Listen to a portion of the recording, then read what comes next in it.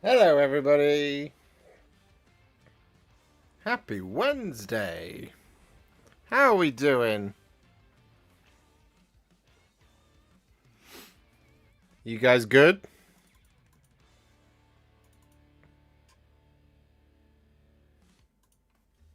Forgot to update this. There we go. How are you doing? It is Wednesday. We are live. We're hanging out. We're chatting today. Just you and me. Well, all of you and me. It's a private little chat, so don't tell anyone. Or do tell everyone. Please do tell everyone. I need them all to subscribe to the channel.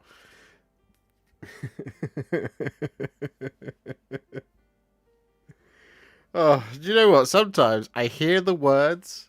I hear the words that I'm saying, and I realize I'm putting them on the internet for everybody to hear.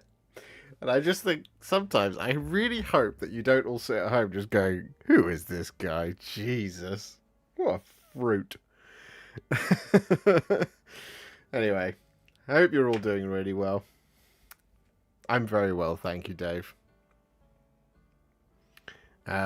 I think I may have gotten arthritis from painting the Varangard trim. Oh, yeah. It's not easy. Varangard trim. There's so much of it. And unlike one of them has considerably less than another, but one of them has considerably more than both of them. It's almost like one has more enough trim to do a whole nother a fourth Varangard. That's not the one. It's not the one at all. We don't like it.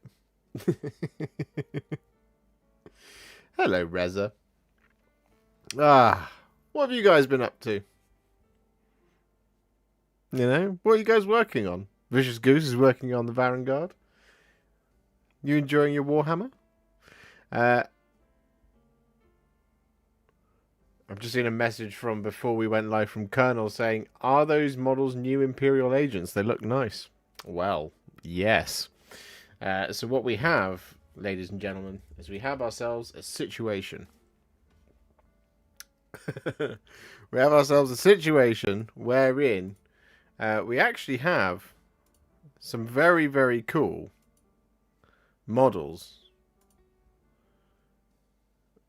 for both game systems, which is absolutely unheard of.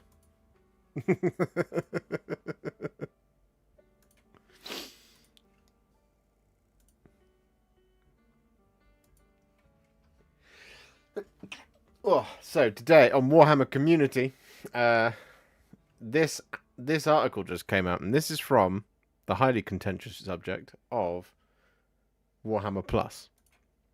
But if you are subscribed for a year to Warhammer Plus, as we know, you get a model for it. Now, really, I think for me, especially in the last year, because I haven't really watched anything on Warhammer Plus, it's really just I'm paying the subscription fee to get the cool model. So there's two that are coming out. We have Inquisitor Ostromandius. Here it is. The mysterious Inquisitor Ostromandius hails from the Ordos Hereticus, an uncompromising servant of the Emperor, tasked with expunging cultists and insurgents who seek to bring the Imperium down from within. And there it is. Equipped with custom armor and wielding with a force sword and inferno pistol. It's not a great copy. Ostromandius cuts an imposing stance on the battlefield. He's accompanied by a floating Vox skull and the mysterious Stentor I-52, a bizarre character who can unleash deafening tirades of bombastic oration.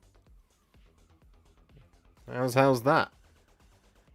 What do you think of that one?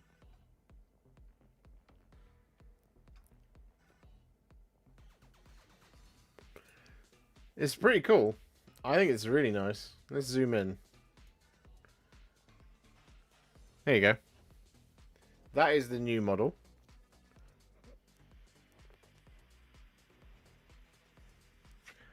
Or rather, set of 3 models. And that is your 40k option for Warhammer Plus, right there.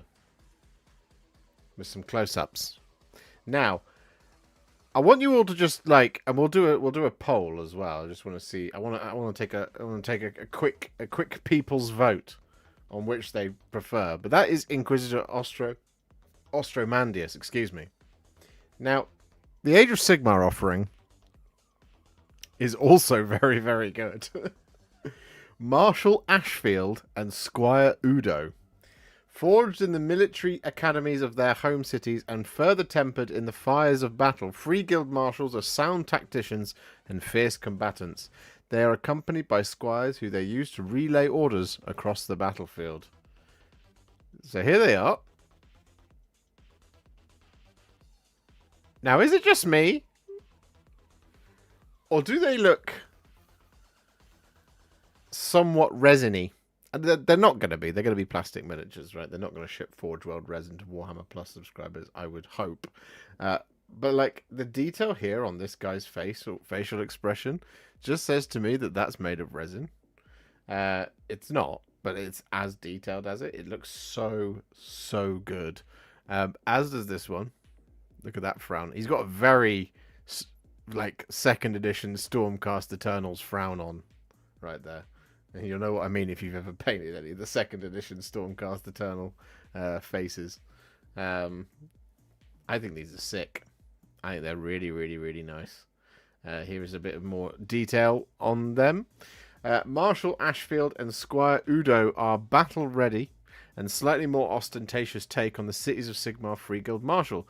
Armed with a sword and a brace of pistols, Udo is not a fresh young prospect cutting his teeth in battle, but a weary and wizened assistant loaded up with potions, unguents, and other alchemical tinctures. These miniatures are simple to acquire. Sign up for or renew an annual subscription to Warhammer Plus on or after the 25th of August, and you will be eligible to claim your miniature from the 15th of September. As usual, monthly subscribers will need to wait the full 12 months to claim their miniature. If the decision between the two is too difficult, you can buy the one you didn't choose with your subscription. There you go. So you'll be able to get one and buy the other. And there it is. What do we think, guys?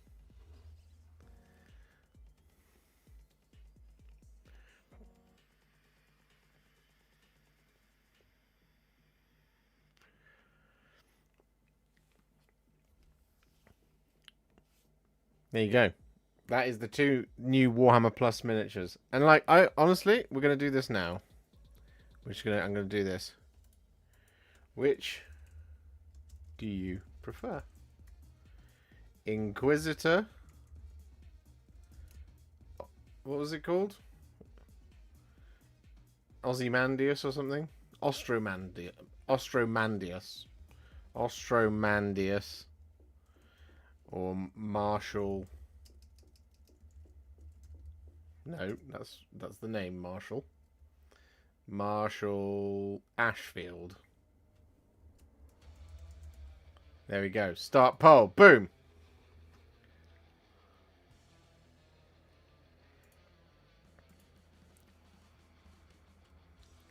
So what do you think, guys? Which one gets your vote as the best one? Because I think there's very little to choose between them, which is very nice for a change. Especially in this divided world that we live in between Age of Sigmar and 40k, where Age of Sigmar pretty much takes the crown on a weekly basis in terms of its model quality of stuff that they've been pushing out in recent months. Well, I would say recent years. But I think, and like as comparisons between the Warhammer Plus miniatures go, it's genuinely very difficult to choose between these two, because I think as like a model to have, and unless you're trying to kind of like add it to an army or to an existing collection for one of those 2 game systems, it's been a lot easier to choose in the previous years of like, well, Umbral 6 is a really cool 40k model and I play lots of 40k, so that's the one. And the War Boss was nice, but it just wasn't as cool. Then I think second year it was what was it? Was it Azek the Annihilator? Let's look it up. Let's go for Warhammer Plus models.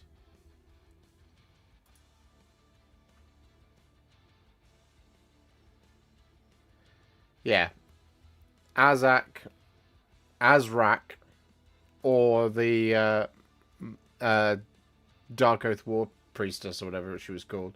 And then the other one was the Kassakin Sergeant and the Karlina von Karstein. Those were the two. The poll is a dead heat at 50-50, which is very interesting.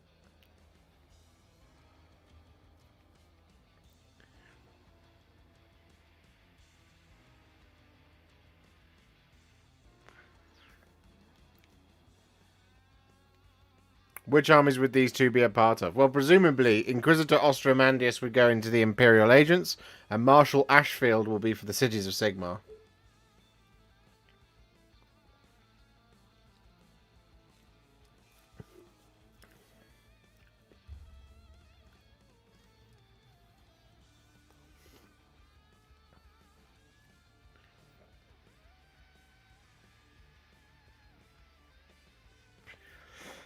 As always, guys, as a quick break in the proceedings,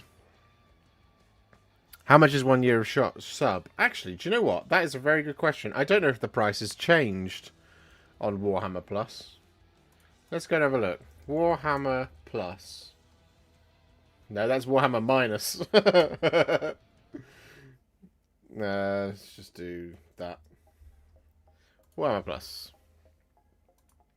I haven't looked at this in ages. Except the cookies. So a year subs $49.99. Yeah, these are the last two options that you had. Which, I mean, these are perfectly fine models. I got this one, Karlina von Karstein. I haven't painted it yet, but I have her primed and ready to go. They're perfectly fine, but and there's lots and lots of character to them. I just don't think they were as cool as Umbral 6, which was that Vindicare assassin. But yeah, Warhammer Plus is $49.99 for a year or $5.99 a month. Excuse me.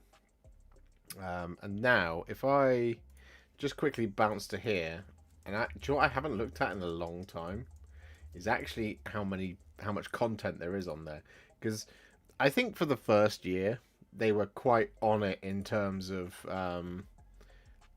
like uploading, not every month, but they uploaded more in their first year than they did previously. Than they have since, I think is what I'm meant to say. So now on Warhammer Plus, you get access to all of this stuff. So you get the new show, The Tithes, which looks pretty cool. I saw a couple of the trailers for it today. There's the Lore Masters series, which is generally very good. You get the Masterclass, and you get the you get all of the animations, and you get their battle reports as well from Warhammer. Also, Deep Strike, the talk show, which I think didn't last very long. It did not last very long. I think that was supposed to be slightly longer running show. So yeah, I mean, look, is it worth consistently subscribing over and over and over again? I don't know. Only you can make that decision. You do also in Warhammer Plus get access to a couple of other things. You get exclusive animations, premium weekly shows. You get access to the apps, of course. You can explore the vault. The vault's pretty cool because inside the vault, what you do get access to is things like old white dwarfs, if you remember all of them. For example, I had this one, and this one, and this one, and this one, and that one. So much of this I recognize. I wonder if they've got my first ever one on here. Well, we'll just have to find out another time. Yeah, I mean, there's just tons and tons and tons of written stuff on here as well that's in the archive of things. Oh, look, the Broken Realms are on here. That's cool. So if you want to catch up on Age of Sigmar lore, you can read the Broken Realms, presumably.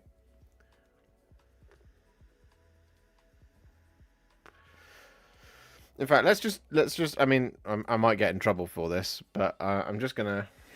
Let me just sign in and see if that is what I think it is. Sign in. Didn't have to press anything. Broken Realms, Belagor. Yeah, okay. So, yeah, we won't stay here for too long, but if we go like that, as you see, here is on Warhammer Vault, you get this. So here is the events of the Broken Realms. The Broken Realms I thought was really cool. So you can brush up on your Broken Realms lore for Age of Sigmar on here, clearly.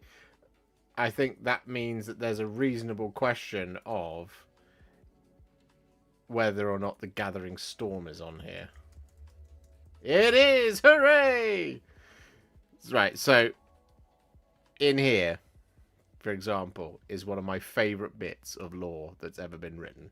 It's an incredible scene, which I'm just going to find. Siege of Hera, blah, blah, blah, blah. Revelation and Rebirth. Blah, blah, blah, blah, blah, blah.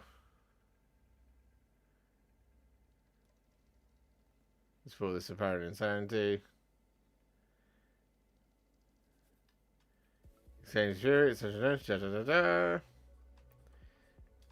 Yeah, okay, so it's this page. I'm pretty certain it's this page. Yeah. Yeah. All of this section right here is just fantastic. It's just brilliant. It's so good. I thoroughly recommend. Page is sort of like, yeah, from like 29. So page 24 to 29. Check it out because it's great. And we'll stop doing that before I get in trouble.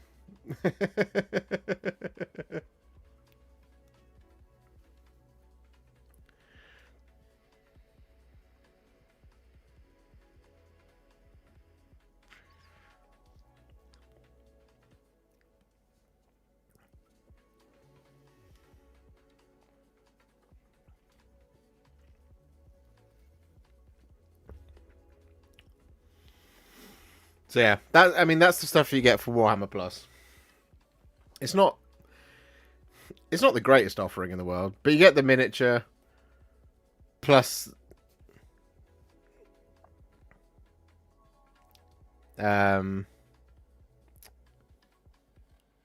plus all of that stuff. So I mean, look, it's an alright offering. Is it worth it for a year? Sure. If you really like the models, you get a model and them. That is exactly the scene, Castellan. That's exactly the scene. But before we continue with this evening's festivities of talking, I would be remiss if I did not remind you all out there to subscribe if you're not already. And to also please like the stream. We want to get to 50 likes on the stream before we get to our second goal of 69 likes on the stream. That would be very, very kind of you. So please do if you've got a like to donate. Those are the two free things you can do to support the channel. And if you want to support the channel a little bit further, of course, what you can do is you can become a member. Or you can send a super chat. Or, if you're already a member, you can gift some memberships. Because without those things, it's very difficult to run a solo YouTube channel. But obviously, you are not required to do so. Now, another great way to support the channel is to just chat constantly. Not not nonsensically, but to just chat. As what we're doing tonight. I love members, says Captain Mannerings, and he is true. He is speaking the truth. I do love members. Members are my favourite. You could start shilling for better help. Well, do you know what? I'm not big enough for someone like BetterHelp to want to work with me. But even if they did get in touch, I'd have to have a real conversation, and I would probably reach out to a number of you, and definitely all the people that are involved in kind of making any form of content around here, like Adam and that. about whether or not it would actually be appropriate. I would like to do my research on them before I would work with them, as it were. And the same for all sponsorships and things like that. Like, I get some really weird ones all the time. In fact, there might even be one in my inbox right now. Let's have a look.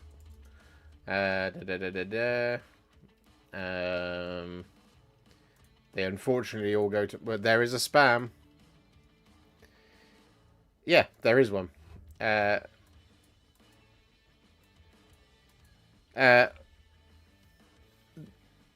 We are emergency food ration bars seller in Amazon. We are looking for some influencer to collaborate on video production. Please reply if you're interested.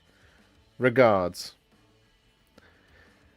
It's really weird. It's strange, but you know, it's like it's just not appropriate to the channel. Hi Warhipster. This is Camellia, marketing manager at YFN Jewelry. We specialize in gold, silver, and diamond jewelry with customizable and seasonal pieces. We admire your content. We'd love to collaborate with you as our brand ambassador. What we offer: free jewelry samples. Yep. Great. 15% sales commission. Potential for long-term partnership. What we need: videos showcasing our product details and wearing effects. Tag our account, mention our 20% off code and product link. I will give you the code when you receive our samples. If interested, please contact me.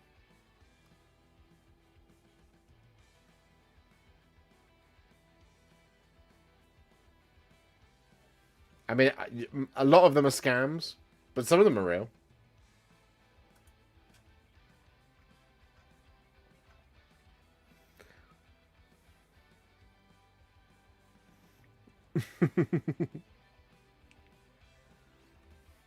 I have had somebody get in touch with me about it's kind of related to what you're saying there, Kaz.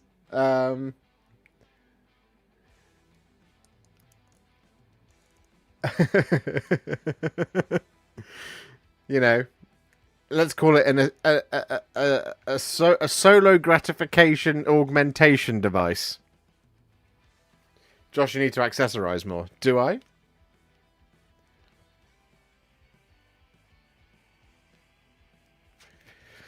Quick tip on painting Chaos Furies. 6 little winged devils from Chaotic Beast Pack. Bellicor recipe? Yes. Yeah. I would recommend the Bellicor recipe. 100%.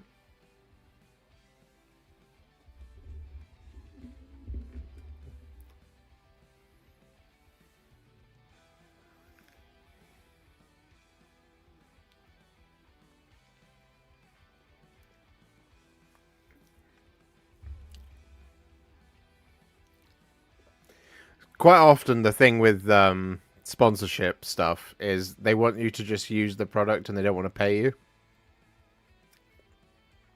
So most of the time, they don't get paid for it. Raid Shadow Legends, exactly. I mean, I don't doubt that quite a few people here will have played or are interested in games that are like Raid Shadow Legends.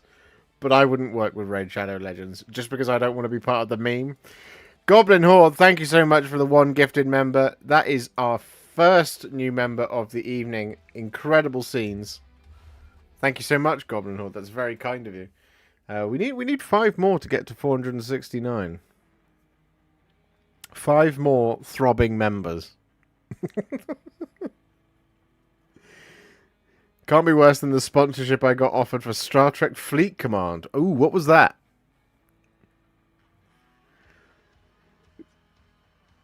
Raid Shadow Legends. I would take on a sponsorship with Raid Shadow Legends if they if they had absolutely no say whatsoever over the advert I could make for it.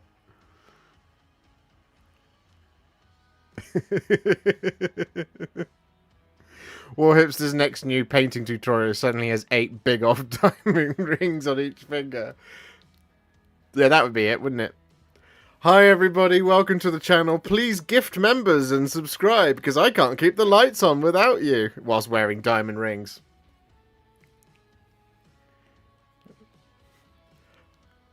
Then you would see on Instagram my face turning up in all of those parody news ads saying hypocritical douchebag does this thing.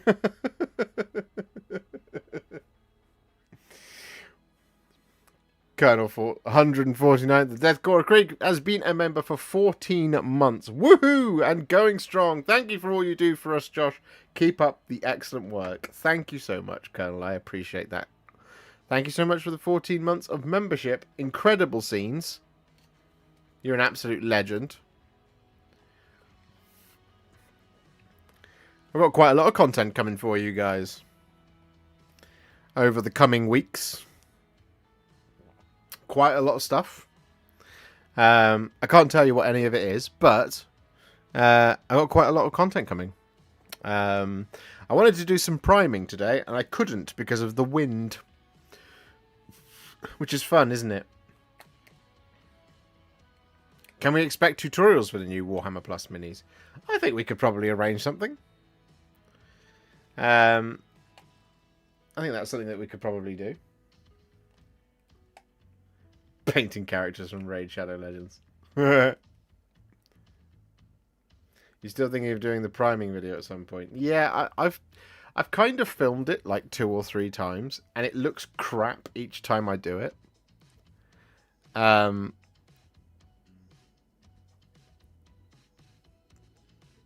Like it just, I've sat with it and I've gone, this looks awful. It's like when I wrote this video about Age of Sigmar's history the other day, and I recorded the voiceover for it, and then I listened back to it, and it was terrible. So I was like, nope, we have to do this one again. Bot Wizzo, thank you so much for the 5 gifted memberships. Absolutely amazing. That puts us on our target of 469. You absolute legend. Thank you for the orc tutorials. Well, that's very kind of you. You're welcome. We actually do have a bunch of orcs to do. I just run out of time in me time May.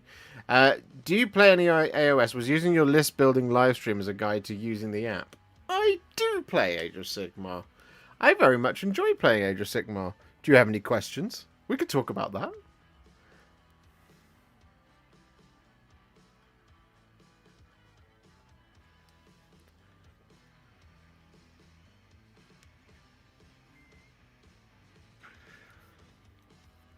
I think Age of Sigmar is a fantastic game to play. I have a bit of feedback for it though.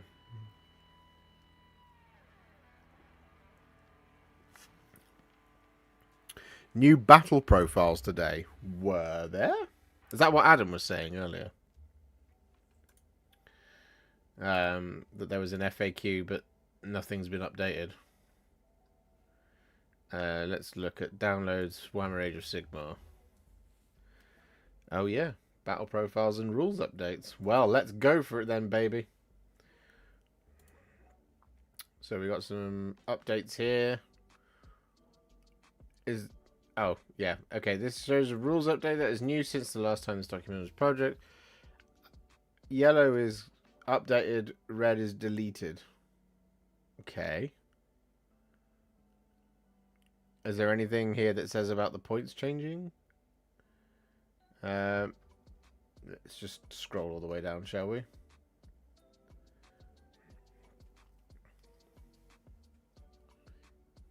Come on, you can do it. There we go.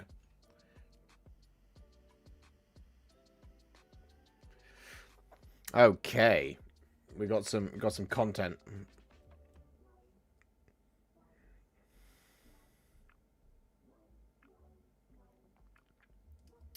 So Daughters of Cain. Can I use the all-out slaughter ability once per battle with each eligible unit? Yes, this ability is used by the unit, not the player, and it does not have the once per battle army timing. So each eligible unit can use it once per battle. Okay. Gloomspike Gits. Does the Bouncing Fury ability have any effect on companion weapons? Yes, because this ability specifically names which weapons are affected. Lumineth Realm Lords. If my battle formation allows me to use a facet of war ability in addition to the one I pick each battle round, can I pick the same facet of war ability in order to use it twice that battle round? No. If a Sonari Caligrave miscasts a spell when attempting to summon a manifestation, can they use their Realm Scribe ability to avoid the miscast? No. Okay. Okay, we've got some more. Stormcast Eternals. Lord Imperator, change the timing of the Guided by Lightning ability to once per battle army your movement phase. Yeah, that makes sense. Deus Arcanum. In the Arcane Enhancement ability, change the first bullet point to that unit has Ward 5+ and Fly. Then add the following bullet point. If that unit is picked to make a pylon move, move this manifestation instead. Oh, I see. And change the final sentence to, if the unit on the platform is removed from the battlefield, immediately remove this manifestation from play. Okay. As the Twist Wield, changing the timing of the Eruption of Thornvine's ability to once per turn army any movement phase, and the timing bar color to grey. Okay. Soulblight Gravelords, changing timing Cling to the Shadows ability to passive, and the timing bar color to green.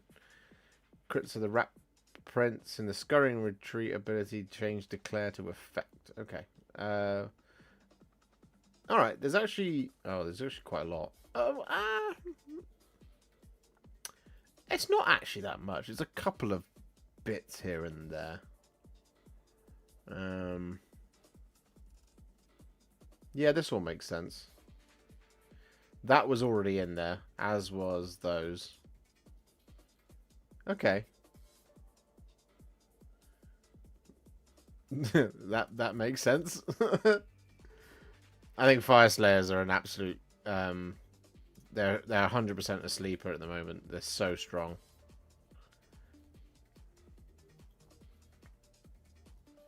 Oh.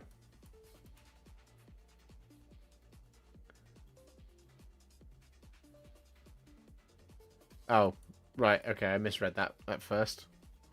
The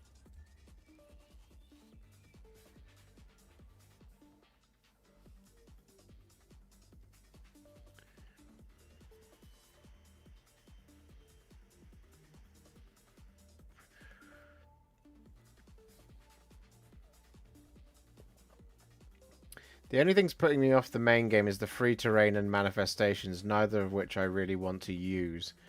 I've said this a bunch already. I think the free terrain and manifestations thing is because it's novel at the moment and people are finally able to use it without repercussion.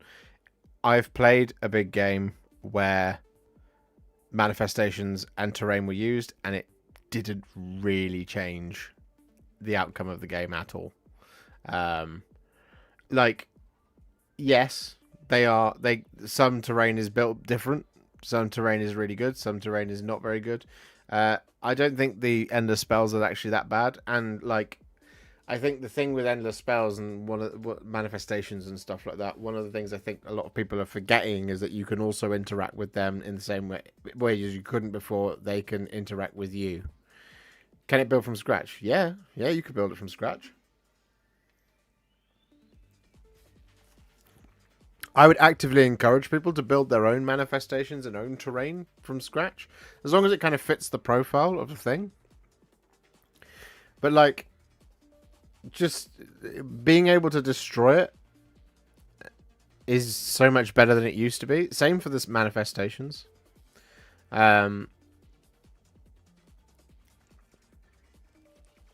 Like, look, they are good. They are not this auto win button at all.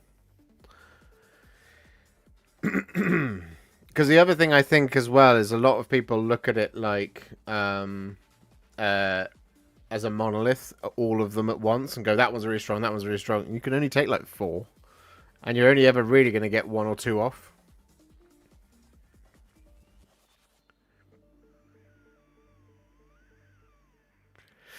I think the simplest counter to it is bring a wizard, and that's been true. That's been true for a long time. If you bring a wizard, you are much better prepared to deal with somebody else bringing manifestations. In competitive play, it's always been a case of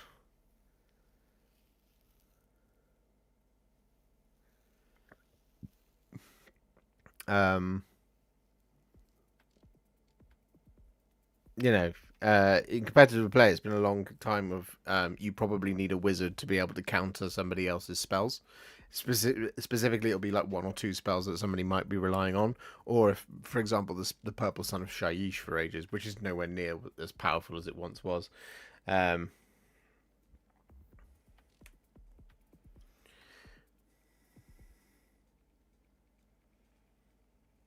that changes everything. So let's say I send a spell that says F off, and I can build it with a V. Yeah, yeah. I mean, it's the same thing. It's the same thing as being able to of doing a uh, doing any kind of proxy wizard, right?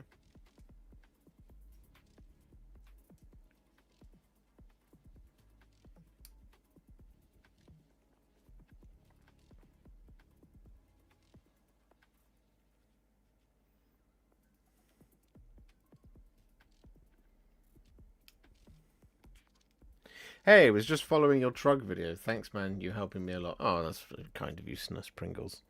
I'm glad I could help. It's a good video, that one. Yeah, I mean this new battle profiles document looks quite light touch, to be honest. It's just a few bits and pieces here and there, which is absolutely fine. It's kind of what it needs. I'm not noticing anything that's the core rules update, which is great. Apart from this this bit here in the army composition, which is an FAQ.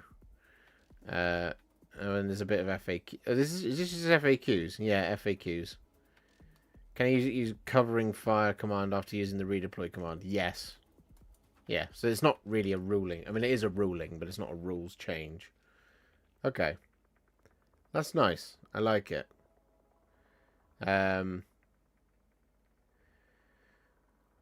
One thing that I liked was... oh, okay, actually, there's more. Are they just FAQs, though? Yeah. They're not core rule changes. That's good. One thing I really liked is, and like, this is another thing as well about what's it called? The terrain. Is terrain becomes a terrain feature. It's not immune, right? So you get so like any abilities that you have where you can affect a terrain feature, faction terrain also becomes terrain. So for example, if you play Sylvaneth and you're playing against, let's say, Seraphon, and they have the big pyramid whose name escapes me at the moment. Balthanos can turn it into an awakened wildwood, and then you can use it to teleport your models around the board. It's not immune from things like that, whereas it used to be. So it is a very, very that there is ways and means to counter it. That's the thing. And I think you're always going to find like extreme use cases of where your opponent is able to summon 50 endless spells throughout a battle, and yeah, of course. But then you're always going to find examples of people who have some egregious build of super tough soldiers that you just can't kill, that sit on an objective and claim all of the points, and nothing you do can seem to remove them. Same for somebody who builds an army, cleaves it straight into shooting and all that kind of thing. The simplest way to deal with manifestations is either banish them or kill the wizards. You know? Hello, Demogorgon. How you doing? I played with one of my armies, Warhipster painted, at my local shop. Now we got more people interested in AOS, just because of how sick the models look. Warhipster's legendary tutorials. Oh, Vicious Goose, thank you very much. I appreciate that. I appreciate that very much. My tutorials are alright. 67,000 people, I think, agree. Near as damn it. We had a few more subscribers in that time.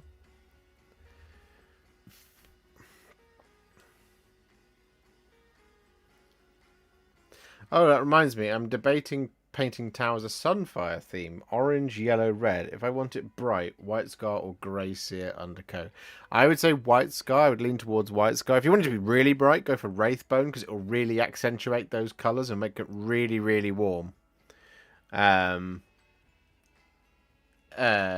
Like Wraithbone is great for like hot reds, oranges, and yellows. White Scar is just as good. Grey Seer will make them feel a little bit cold and a little bit desaturated. So if you want them to be like bright and vibrant, Wraithbone or White Scar is definitely the one.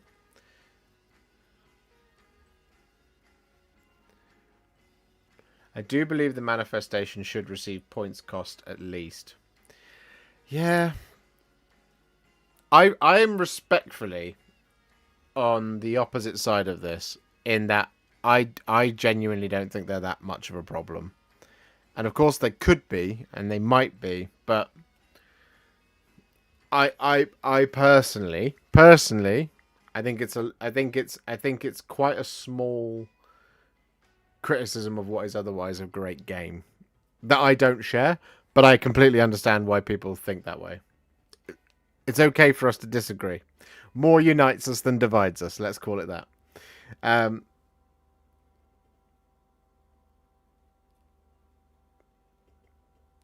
Kill the wizard, he says. Can you kill Archaon with Emerald Lifeswarm healing him? Well, Archaon's 800 points. So if your opponent is building in a way to keep Archaon alive, Archaon is one unit. Stay away from him. I know it's harder to do, but like, play the game and score the points.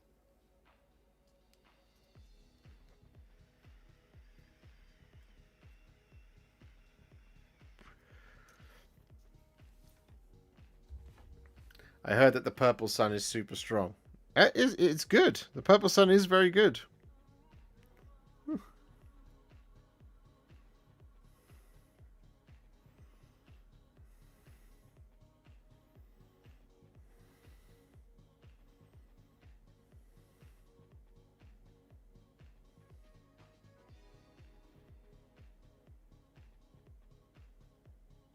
I can't figure out what it's cast on.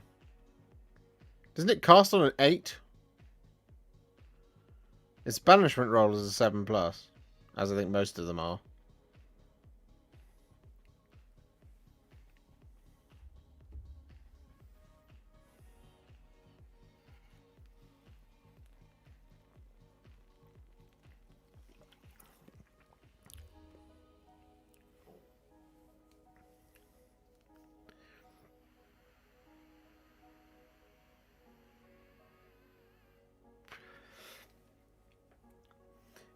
It's like people saying Nagash is OP because of the snap of dust, but he's 800 points. Yeah, he's 800 points of a model. This is it. You can take anything about any one of these games in isolation, and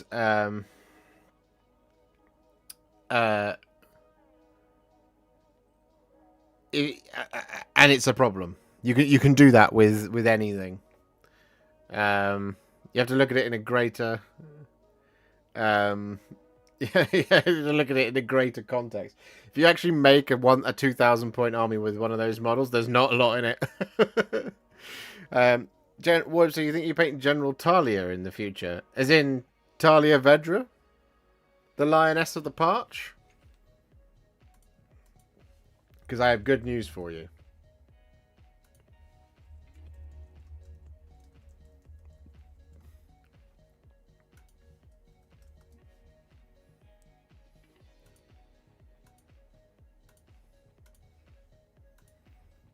Boom.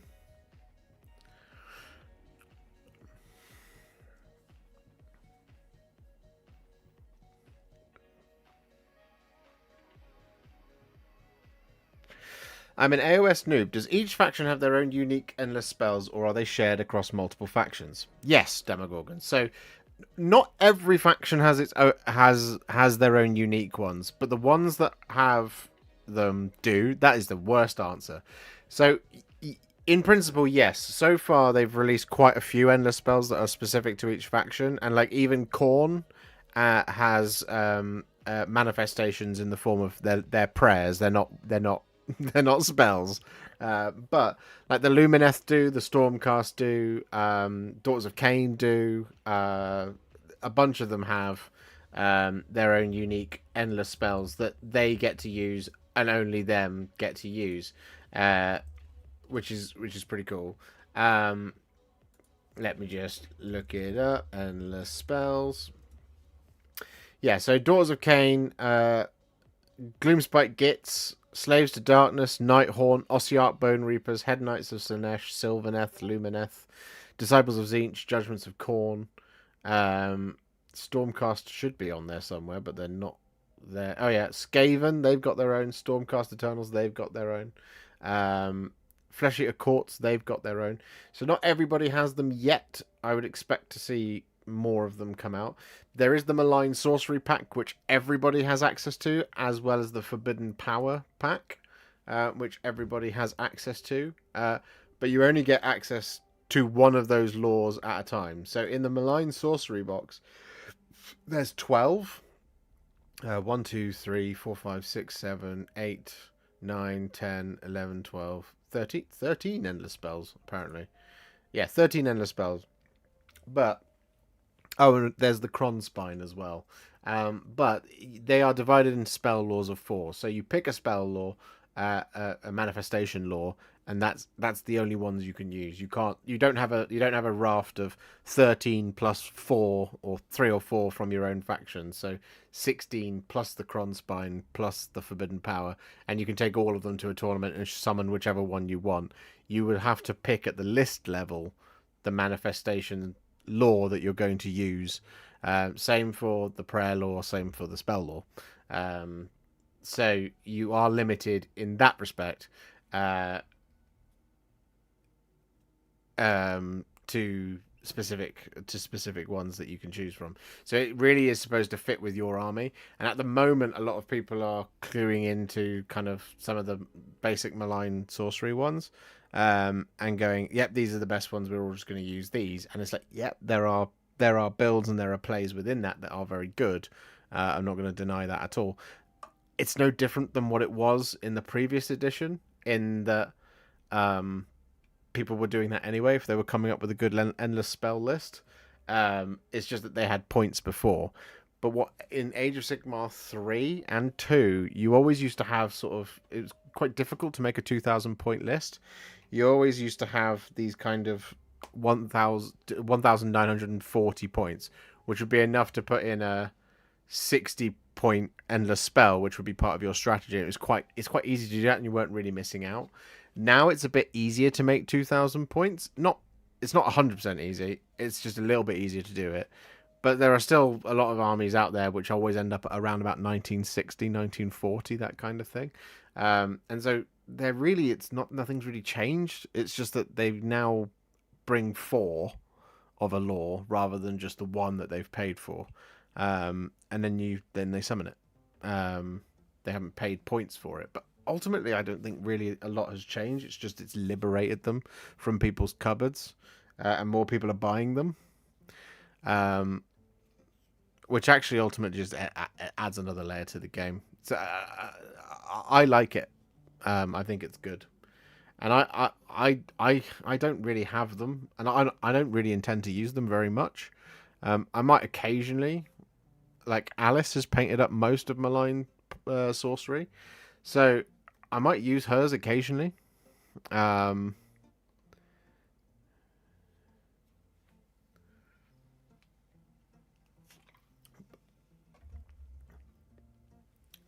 you know, I don't really mind it.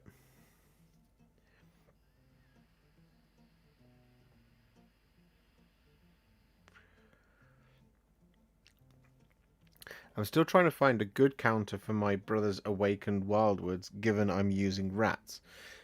Actually, weirdly, on Gnorholes are really good as a counter for Awakened Wildwoods. So the thing with Awakened Wildwoods is they can't be placed within 3 inches of remind me, I don't think they can be placed within 3 inches of an objective or another terrain piece. Is that correct?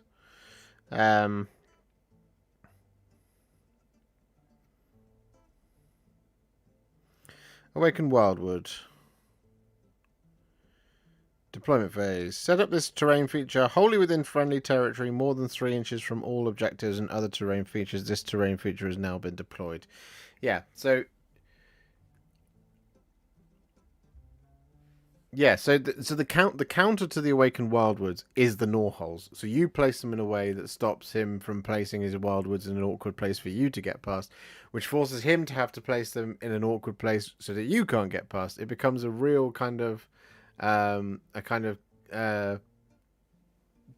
like it's a chess match in that way. He was casting them during the game. Yeah. But I think you also have the same thing, don't you, with the Skaven, in that you always have to, if you've got them, you can always have 3.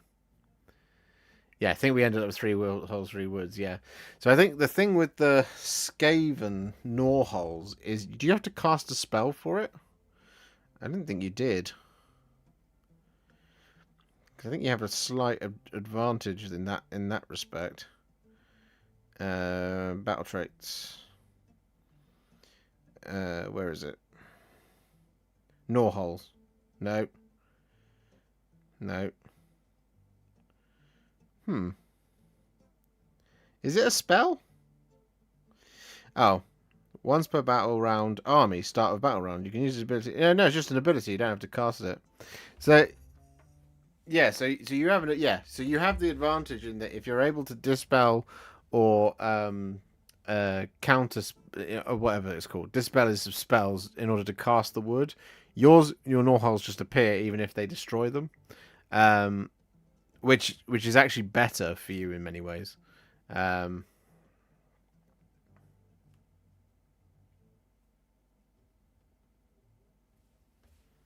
Who's calling me? Oh, my dad.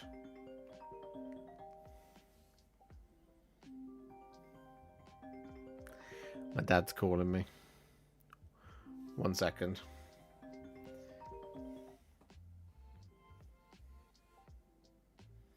I'm just going to text him back.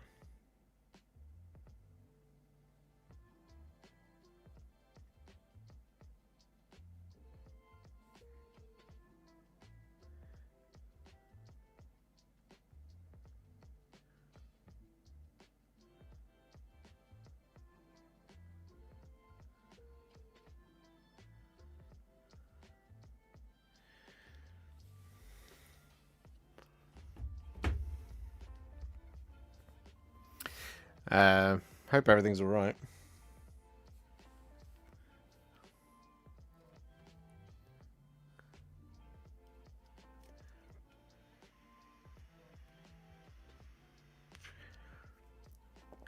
I've got the Skaven tide box and the old Verminous tide box, and that's my Skaven. Nice. I need to get some Storm Fiends. Because I need to finish that other spearhead that they have as an option. I need that and a Warp Lightning Cannon, but you can't find them anywhere at the moment because it's all out of stock. How's the poll doing? Inquisitor Ostromandius is winning at the moment with 51% of the vote. Marshall Ashfield is in second place on 49%.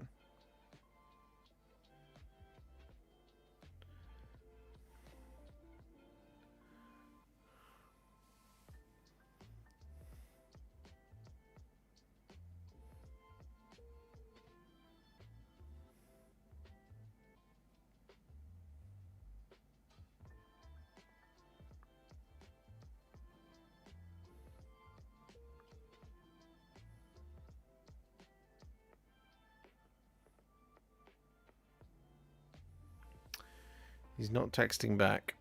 Give me 1 second, guys. I'm just going to hit the be right back button. I'm just going to ring him.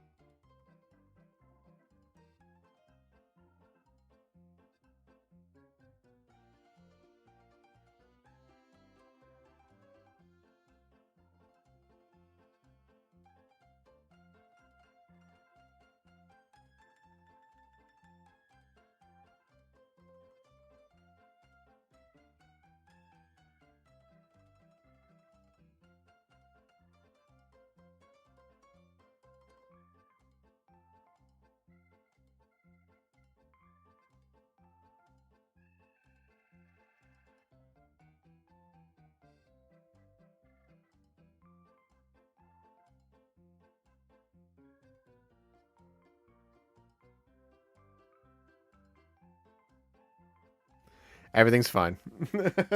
Don't worry about it. Stephen says, hey, I used to paint Warhammer back when I was 18 and have recently started again. Thank you for your tutorials. They have helped a great deal. Well, thank you very much, Stephen. I'm glad I could help.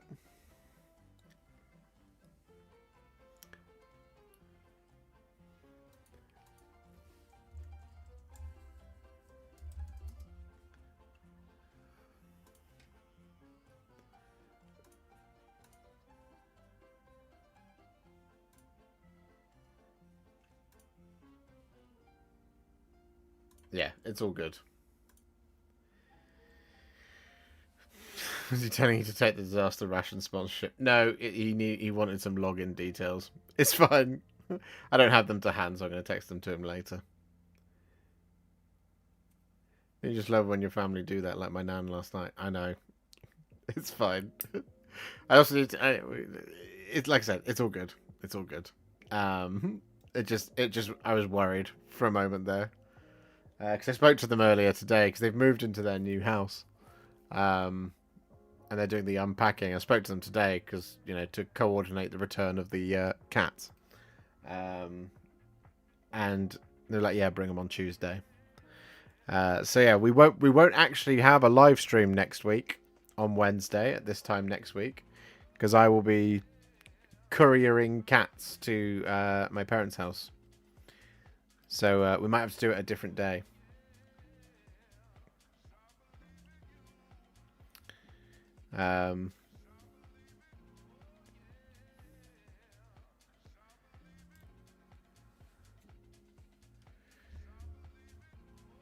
So we have to get a bunch of videos ready for you for next week to make up for the lacking of the live stream on Wednesday.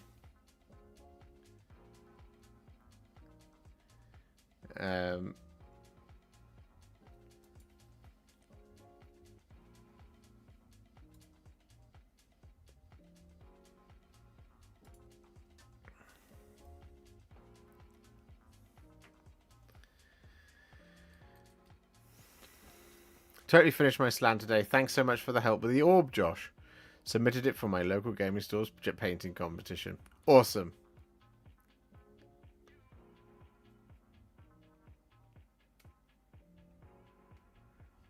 No, I like it. I like it a lot.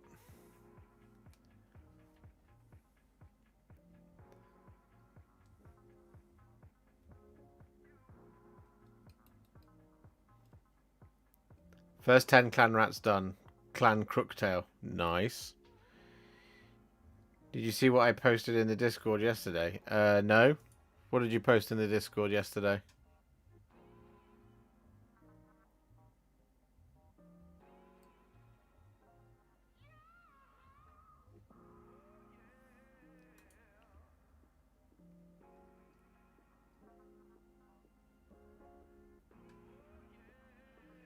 Is it this Lord Commander Bastion Carthalos? Is that you?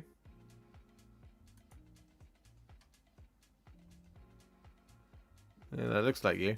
Yeah, it looks great. In silver? I'm kidding.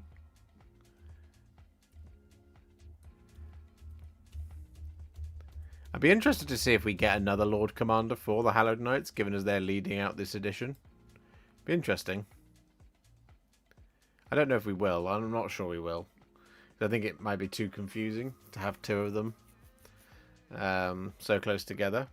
And also, like, sub-factions have gone, so kind of quit while you're ahead, as it were, before they bring too much of that in. Especially for the Stormcast. Because you could do a lot of Lord Celestin such and such of the such and such of such and such. And they've already done it quite a bit of Hammers of Sigmar, and we've only really gotten one non-Hammers character.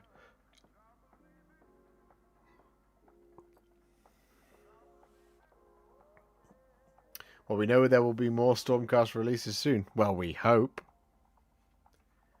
We hope that's the case.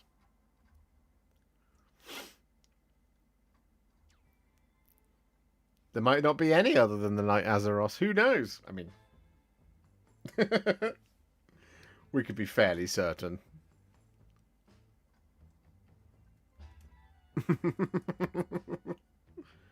That there's going to be one or two. There is a preview next week, which we're also going to miss. So we won't be able to stream that either.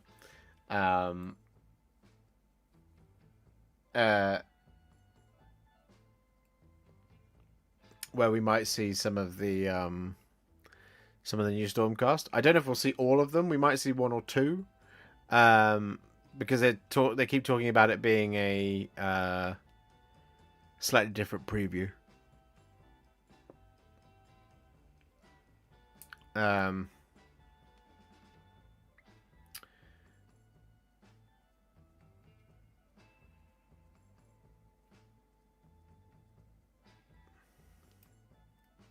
You like both the new minis equally, James? I'll be picking them both up.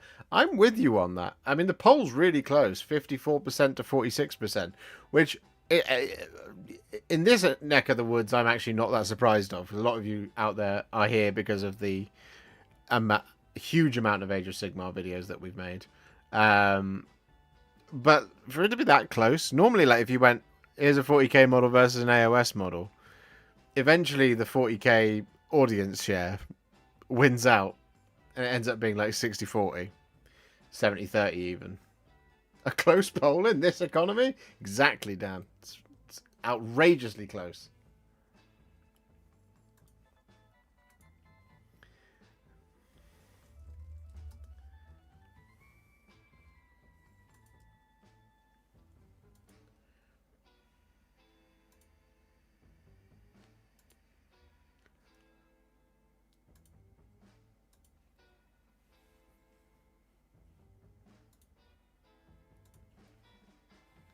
Let's see if we can get some of those grey names.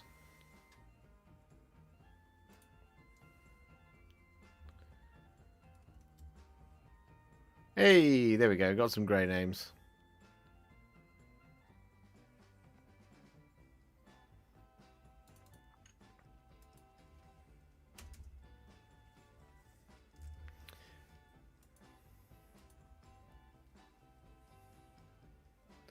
Can you not subscribe to Warhammer Plus in Canada? Is that genuinely... Is it... Can you genuinely not do that?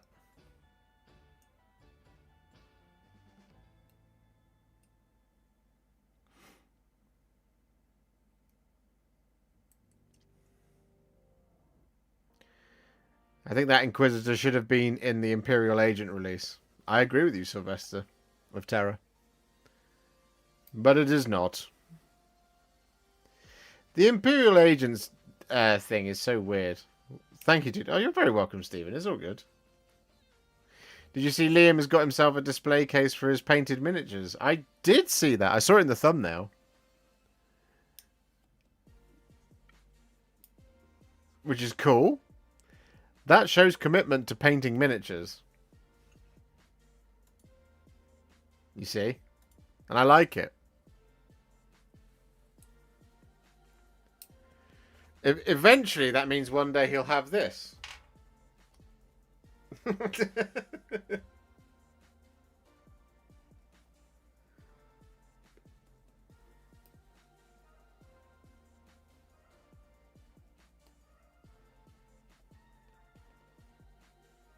So I was looking at this the other day, and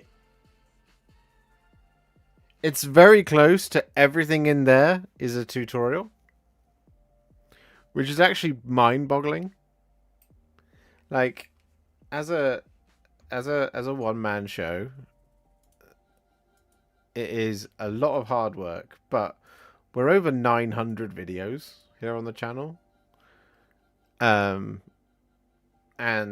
you know, with probably almost another 100 more to go this year, I would reckon. So, you know.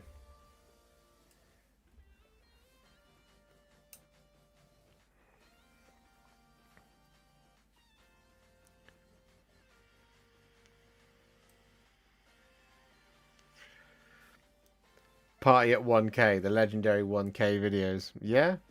If we get to 1,000 videos, and I haven't, you know, had a nervous breakdown by then. I mean, there's only 89 videos left to go. And I have on the docket currently of things to do. Let me count them. I'm not going to read them out loud. But I do have a to-do list here. An imminent to-do list of 1, 2, 3, 4, 5, 6, 7, 8, 9, 10, 11, 12, 13, 14, 15, 16, 17, 18, 19, 20, 21, 22, 23, 24, 25, 26 videos. So I've got at least 26.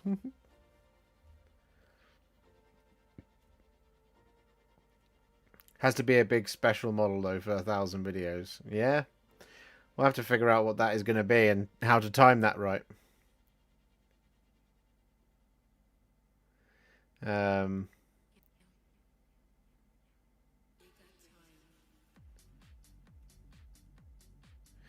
What's one model you've not painted or done a tutorial for that you would love to do just for your own satisfaction?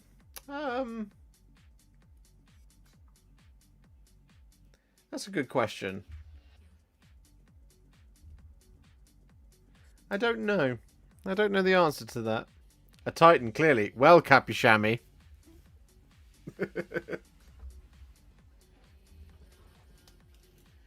We already did that.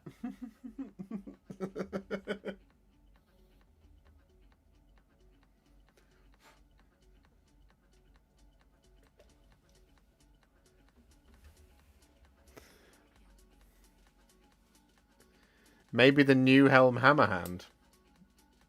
Yeah, I mean, you what would be actually perfect, and I think I would possibly sob a little bit, is if at 1,000 videos, the models that come out are Rohan adjacent.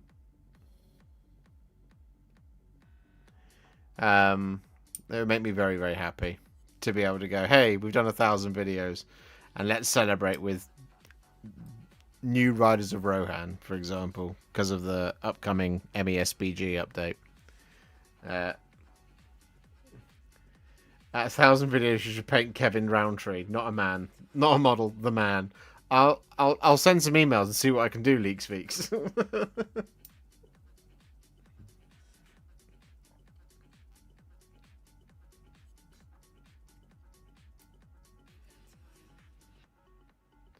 Sure, like the other side of it is like to still be here at close to 1,000 videos and still going. And like at times it's really tough. At times it's really hard. There's the very real practical thing of sometimes you know, life is very expensive and running a YouTube channel is very expensive. And then there's other times where my brain gets in the way and makes it incredibly difficult to kind of to keep going at times. But we keep just about scraping by. Hey, Warhipster says, I love High Fleet Hydra. I'm a noob to painting and followed your tutorial. Your Magos purple seems to look much more purple, but mine seems pinkish. Is that an issue with Magos purple? Magos purple is got more of a pinkish tone to it. If you want to just kind of top it up a little bit, the new Druchii Violet, is a really good way of just adding a little bit of extra purple in there. It's a fantastic little just way of just adding a little bit more punch to it. I think they changed the Magos purple mix at some point along the way just to make it appear more pinky. What was video 1? I will show you video 1. Let's do it, shall we? This would be I don't like looking at it generally because it's not a great video, but the very first video I did was Neophyte Hybrids. So, here we go.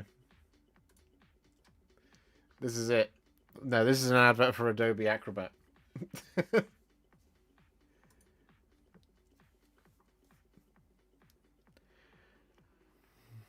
back when I was this. I mean, this is the first video I made to prove a point that it can be done, that you can paint models with contrast paints. And at the time, I was like, maybe this will just be it. This will be the only video that we'll make. We have a list of paints, but it's a video of a list of paints.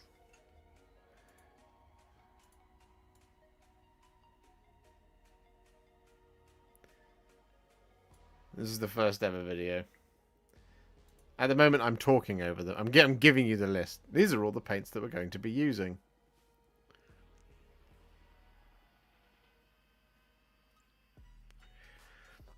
We use a bit of Agrax Earthshade in this and everything. The old Agrax Earthshade. I cut this video on my phone, and I didn't do a very good job. But I edited it on my phone. So I used the iPhone's iMovie to do it. And like it was propped up on a box here.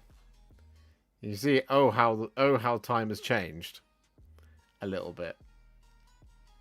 But the technique's the same. So all of these blood angels here in the background, these were all the ones that I had painted during my learning how contrast paints work phase. So these ones were all ones that I did on that week when I was staying with a friend, just to figure out how the paint worked. And I did them all in a couple of days. I was so excited. And there it is.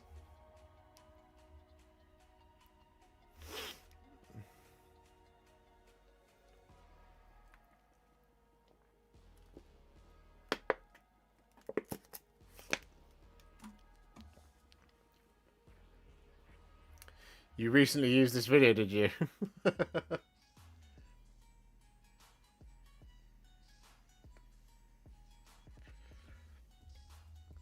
Oh, yeah. There's Nico. Alice's cat.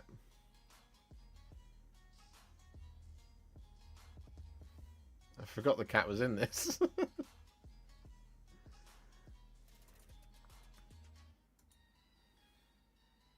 There you go. And here we are. Quite a bit further in time. I mean, like, it's been crazy, right? I mean, if we just go popular videos.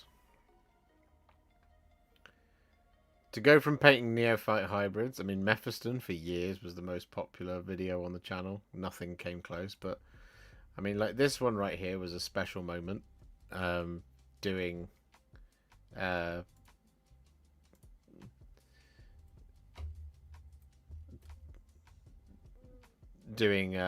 Archaon. Just like I never would have thought I would ever get to the point to be able to do something like that, and feel confident in a way that I could tell other people how to paint something like that. It was always, that's the kind of thing that I thought for a long time would be out of my reach, and that, well, no one would ever want to listen to me do it because there are far better painters than I. But contrast paints happened, and this is where we are on the journey. It's at this point where we are painting things like Archaon the Everchosen and making videos out of it. And it's just crazy to me that that's where we're at, you know?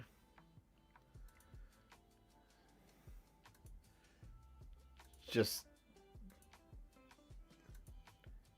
it's insane.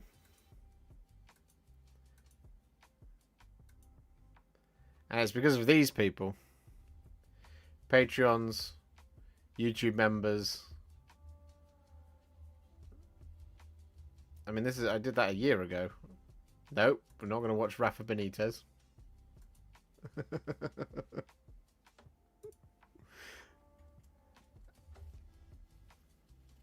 It's just, it's crazy to me.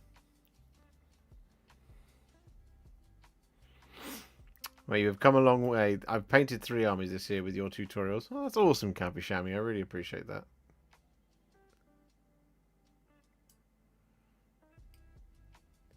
And it's bizarre. You know, I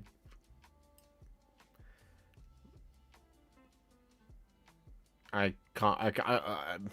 Yeah, my brain's gonna get in. My brain's gonna get in the way. In a minute. Oh yeah, you're right, Rich. We are close to 10 million views. We're 9,978,025 views. That's crazy.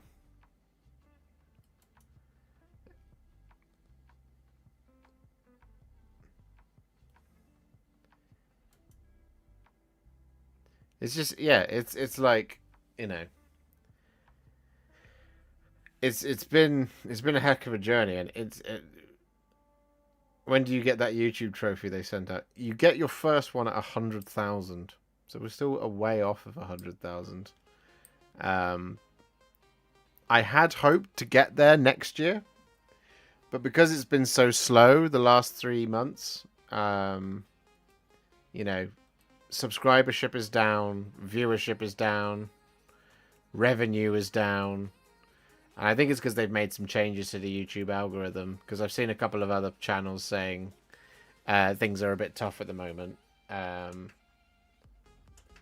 because of all of that, it's just like, yeah, everything is like just kind of like fallen right down.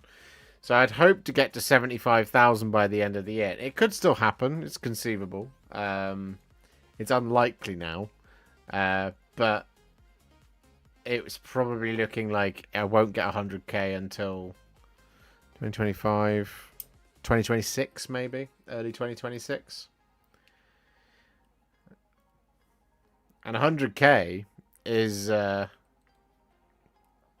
kind of my ideal time to start looking at expanding our team to more than just me, because you would hope that 100,000 that ad revenue would be at a certain point where you could conceivably pay someone in such a way that they don't have to suffer. Instead of being like, hey, do you want to come and work for me? It's going to be less than minimum wage. I think you'll see a surplus if Space Marine 2 is a big hit. More people will come into the hobby. I hope so, but if it's massive, we should be there. And I hope to be there. I hope to be there making content about Space Marine 2. Hopefully from the day it drops on early access, which should be, I think, the 5th of September, something like that. So hopefully we'll be there playing the game alongside everybody else. But this is the place you really want to come, because, you know, it's me, right? You want to come and support me.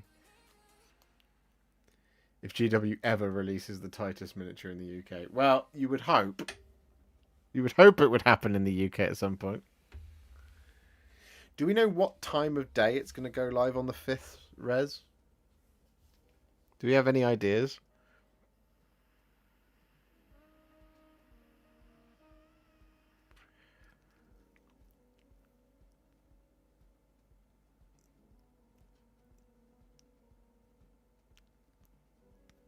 I'm going to guess it's going to go live at sort of like 4 p.m, 5 p.m. I just need to know when to, because I don't want to go live like 4 hours after everybody else has gone live with it, because everyone will be tired of watching Space Marine 2 content at that point.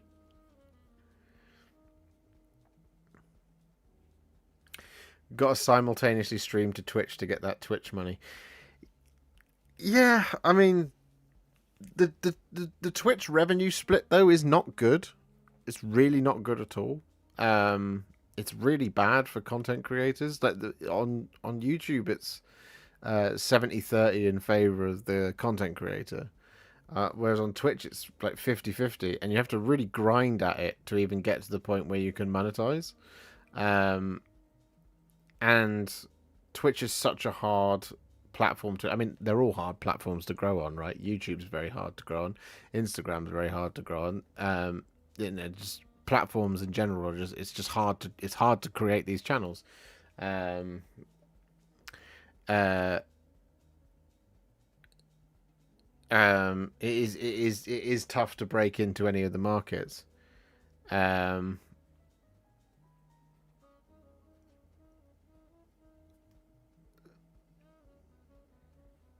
so it's a difficult one because you have to kind of you can go into because I know that Twitch recently, or at least they were proposing the changes. I don't know if they did, but they were proposing the changes for the even the Prime subs being region locked based on how much of a contribution you would get, because a Prime sub in certain countries costs more than it does in others. Um,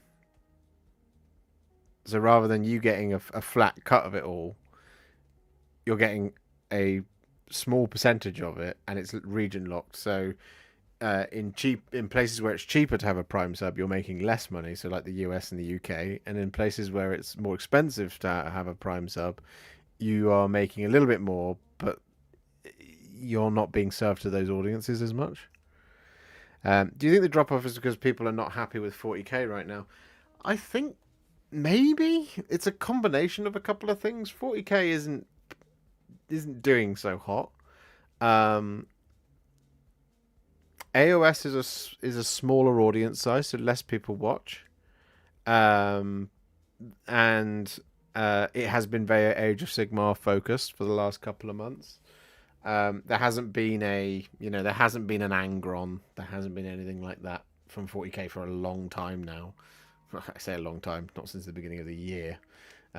So when you've got really great 40k minis coming out, it's a really good time for me as a painter. One, because they're fun to paint, and two, it makes the game feel really exciting. Whereas the last few codexes have seen the release of one or two characters that have been in a battle force, and I don't want to buy a battle force to paint one character.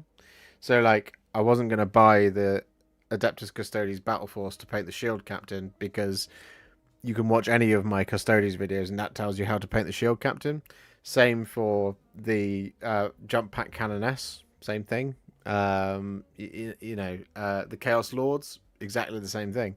So it's not like there's this dearth of great 40k minis that are coming out which require painting tutorials. The last series of really good 40k miniatures that warranted a good series of painting tutorials was Kroot. So that was great. But since then, it's just been a case of, well, I mean, the 40k, the AOS models are just vastly more interesting. And, people, I like to go where the support is needed. So, there is it sounds like a dumb thing to say, right? But, like, when you make the choice to make a bunch of Age of Sigmar content for a bunch of people who want to get into Age of Sigmar, you are going to take the hit on people, on engagement going down, because less people will be into it. But you hope that the game grows, and you hope that more people discover your videos and are then inspired to grow the game, which is what a lot of content creators kind of, I think, with games like Age of Sigmar, are waiting for somebody else to explode it. If you see what I mean.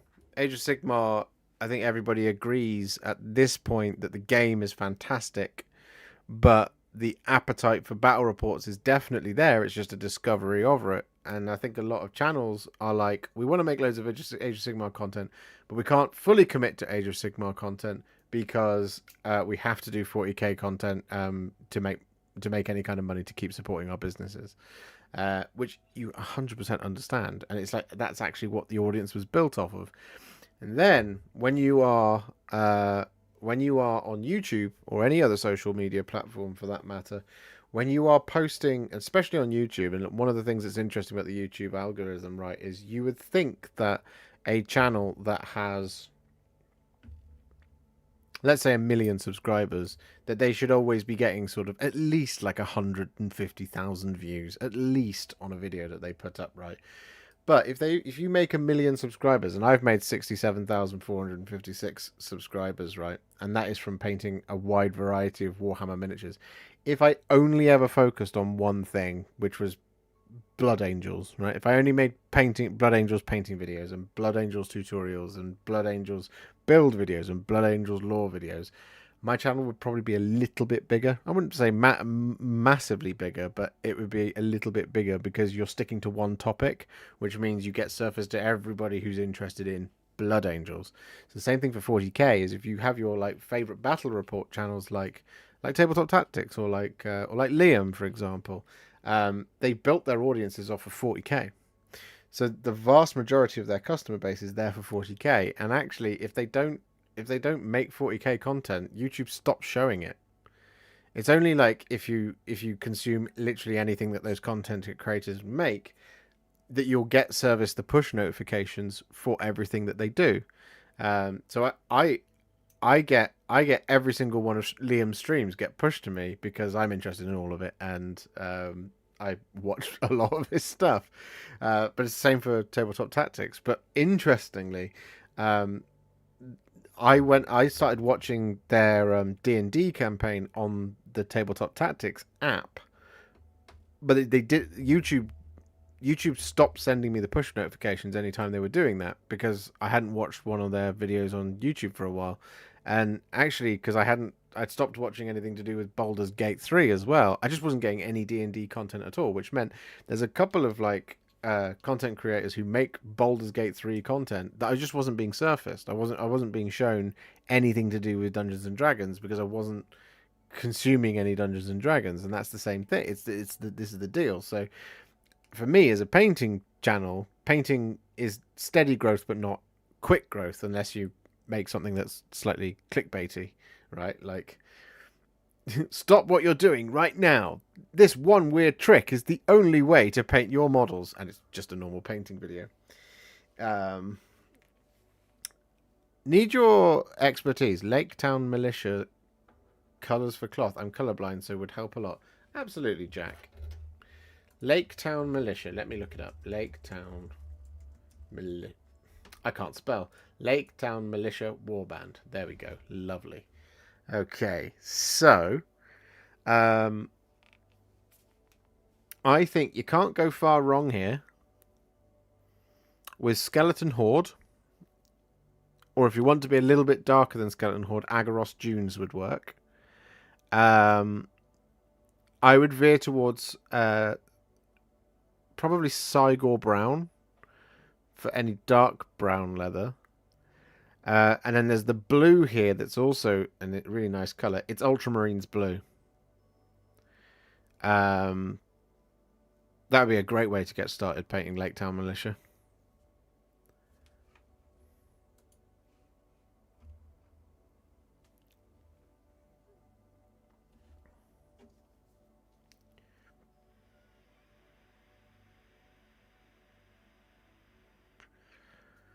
Try doing exclusively Warhammer Fantasy Battles 8. That's slow growth. Oh, I don't envy that at all.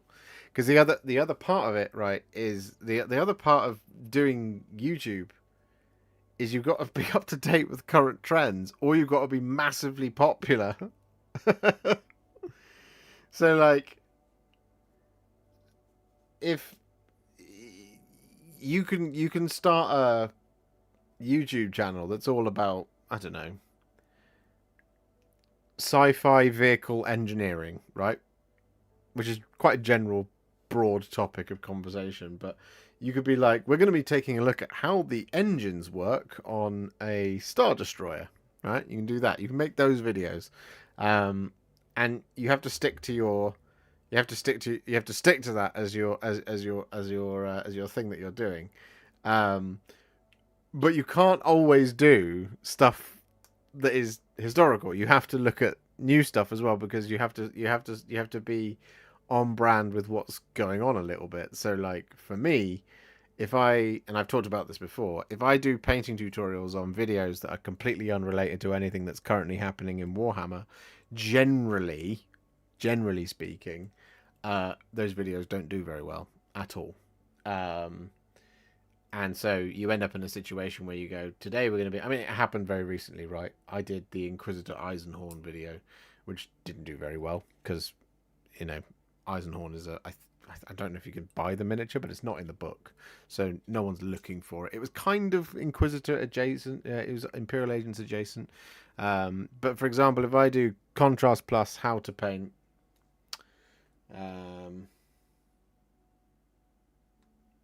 what's a model? Let's say Sisters of Battle Novitiates. It's not going to do very well.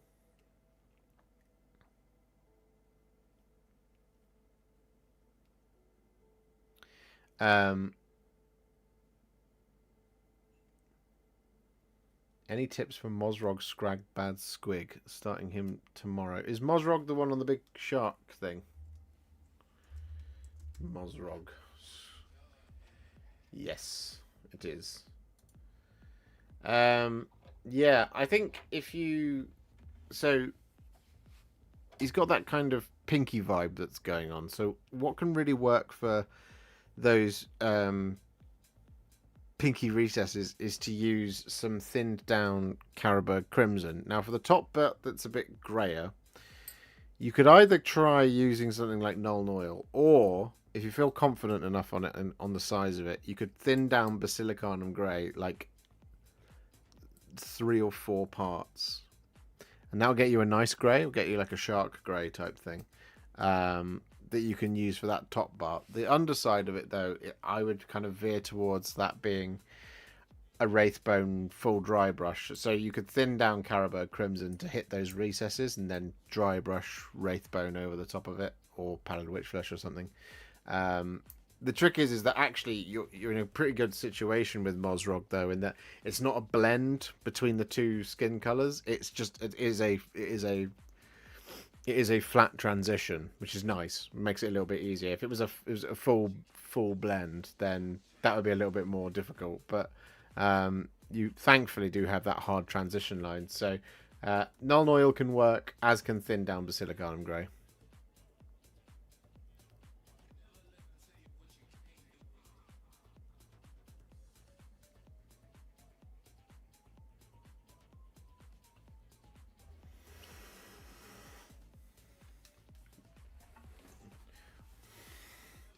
Will you do the Angmar box then? Would love it, but Middle Earth is probably even a smaller box, a smaller audience.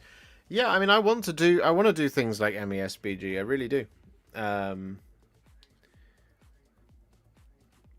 The bit that's hard as a YouTubist, right, is the seduction of power and money. So,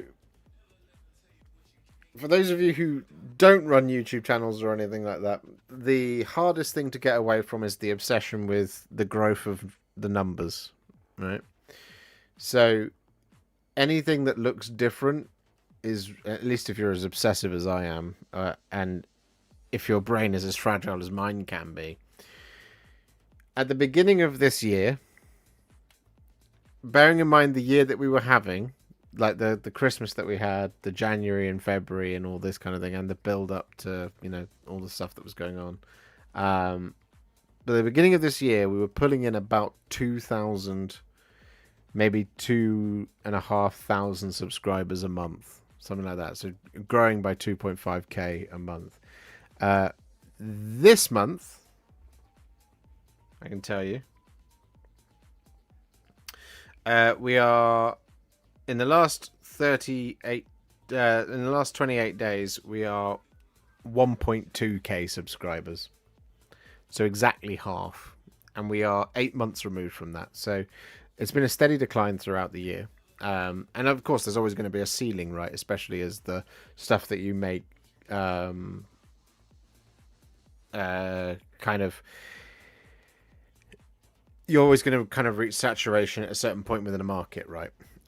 Theoretically, the market is always limitless, but the amount of people who subscribe to your channel is always going to have a limit based on what it is that you do, unless you diversify. But if you diversify, you have to take the hit. This is the point. In order to find new audiences.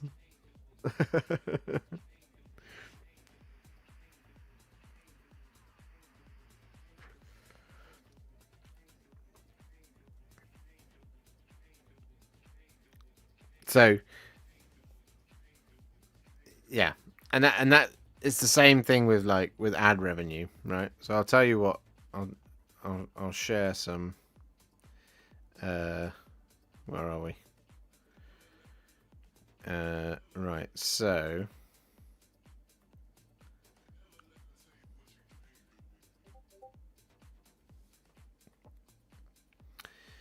in June of this year,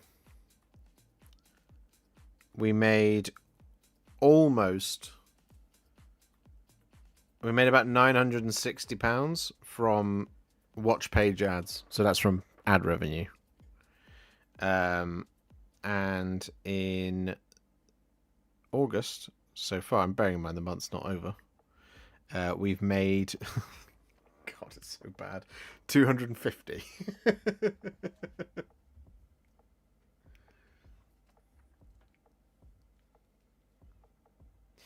What's your ideal size for Warhipster Towers in the future?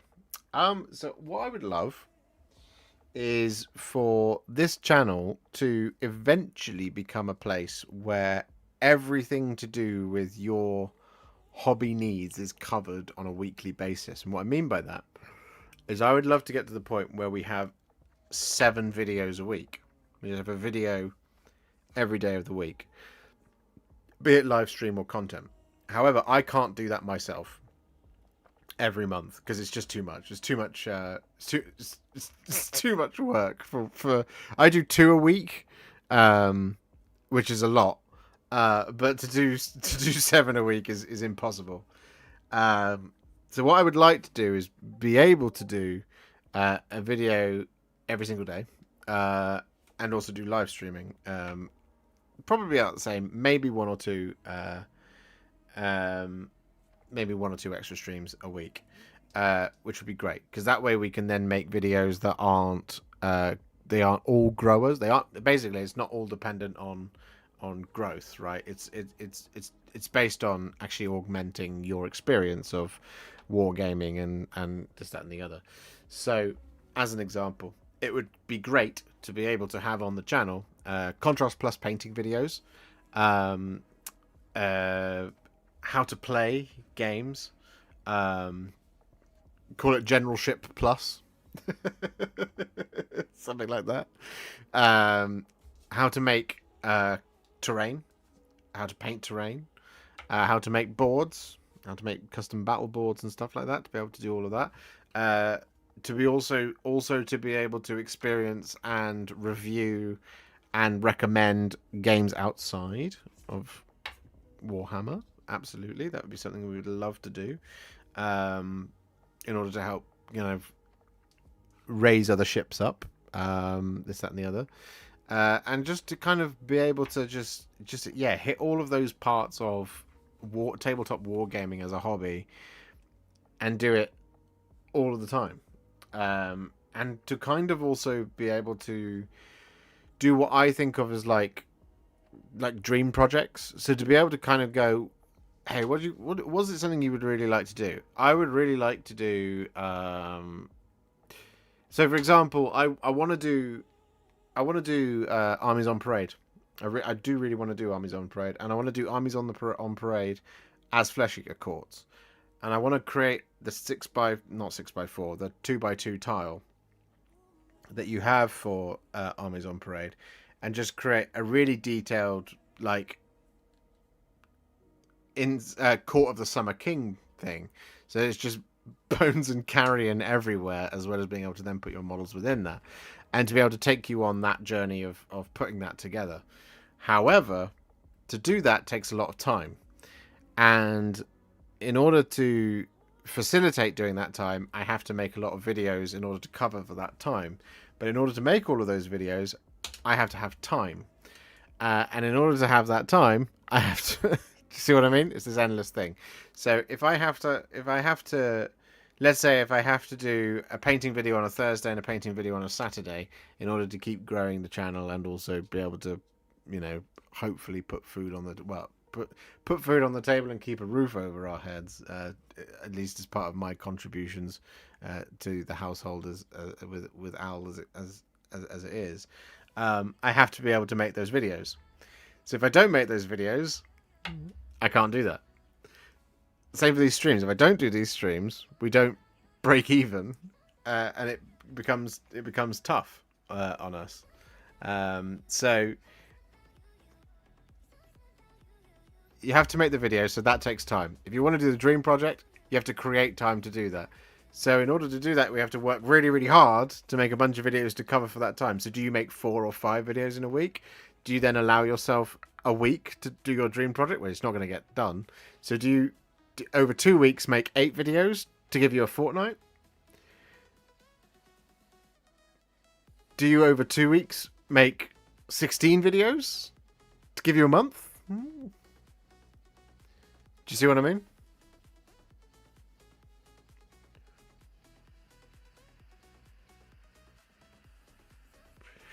Good night, the tattoo zoologist.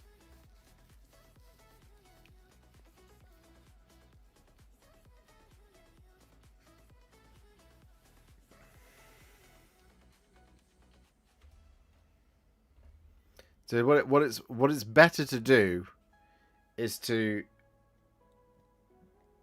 not burn yourself out that way. Is what I've learned the hard way at times.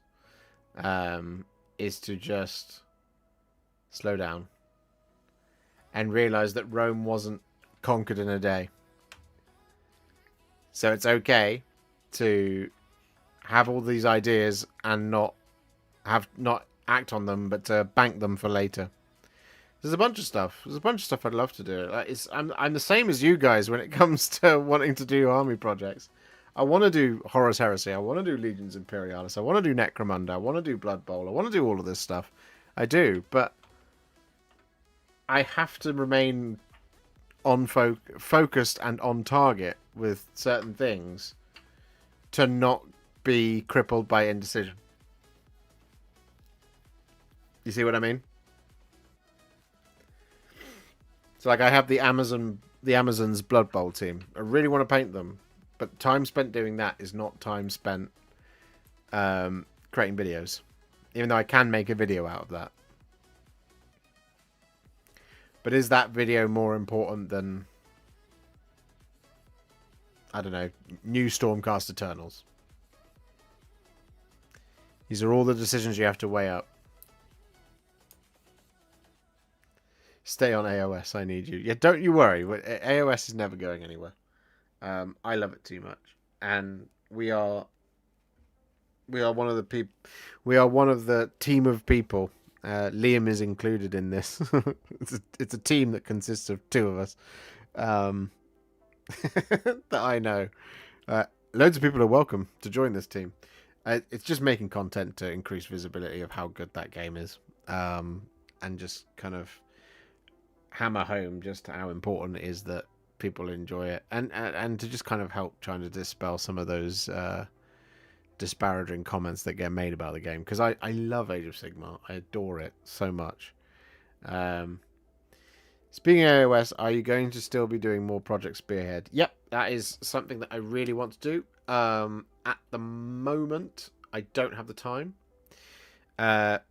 September is looking a little bit clearer for now. There is a couple of things to happen in September, which you'll find out all about in September. For me to do. But yes, my desire is to do that stuff.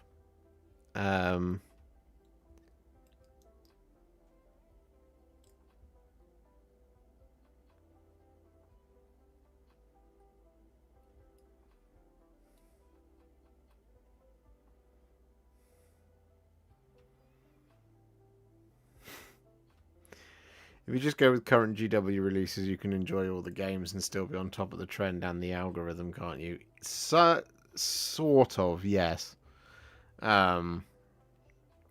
Which is kind of what we do. We do kind of stick to what the stuff that comes out from Games Workshop.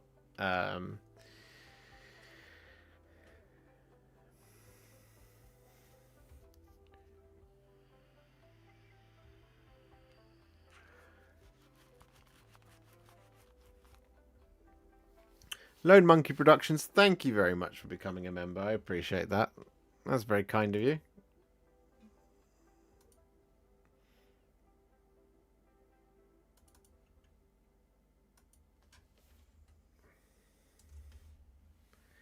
Fingers crossed for some new MESBG content when it makes sense to do so. Well, yes. Yes. MESBG content is definitely on the on the docket. It's definitely happening. We're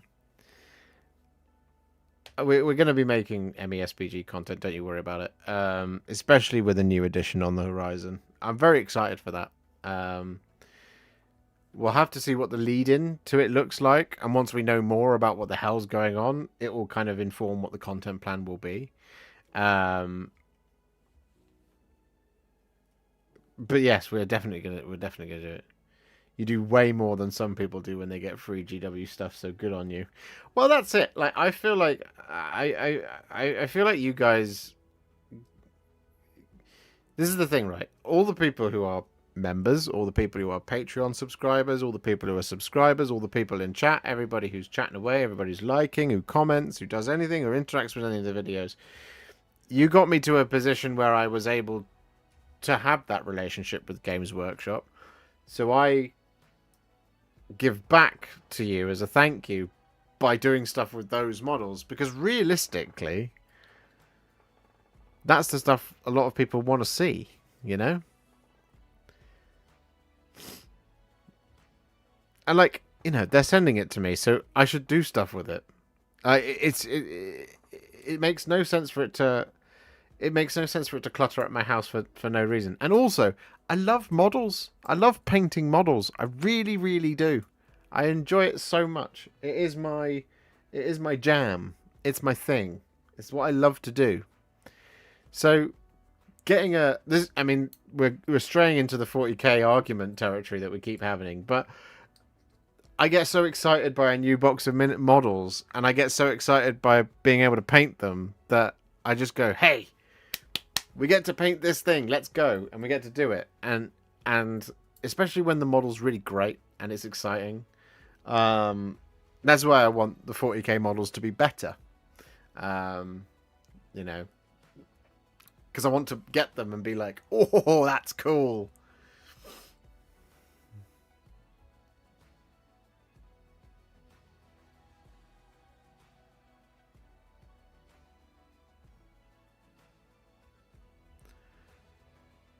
Thanks so much for what you do, Josh. You are the best painting channel on YouTube. You come up a lot in my friends and it's painting conversations. Oh, thank you. Oh, and been meaning to resub, but work has kept me away from watching lately. Appreciate all you do. Oh, thank you very much, Lone Monkey Production. I appreciate that. And Kellyon also says, hey, found your channel 1 or 2 weeks ago. Really enjoyed your stuff. Oh, I love that. I'm currently painting Celestine, and I am really enjoying those new models. I haven't done that. I did do a Celestine ages ago. Really, I should strip her and do it again. Do you have a personal dream project you want to work on right now? Yeah, yeah. I want to do. So one thing I've wanted to do for a long time, and I was thinking about doing it in 40k, but I'm more inclined now to do it in Horus Heresy. Is I want to do a Siege of Terror Shattered Legion. And I want it to be big. So I want to do a Siege of Terror army that is Horus Heresy, Age of Darkness adjacent, which consists of Imperial Fists, White Scars, and Blood Angels. I want it to be big. I want it to be like 9 to 10,000 points, and I want to have a big Siege of Terror style game.